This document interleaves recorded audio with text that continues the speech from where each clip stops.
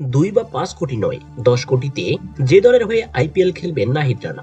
বিস্তারিত জানতে দর্শক ভিডিওটিতে একটি লাইক দিয়ে চ্যানেলটিকে সাবস্ক্রাইব করুন।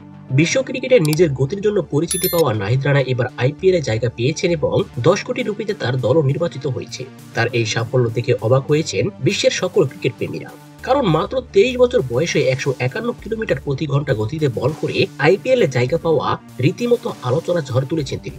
এদিকে আইপিএল নিলামের সময় মোস্তাফিজুর রহমান, যিনি একসময় বাংলাদেশের বিশ্বসেরা পেস বোলার ছিলেন, তার জায়গা পাওয়াটাই শঙ্কিত হয়ে রয়েছে। নাহিদ রানা তার গতি দিয়ে মোস্তাফিজকে ছাপিয়ে গিয়েছেন এবং এই বিষয়টি বর্তমানে ক্রিকেট বিশ্বের আলোচনায়।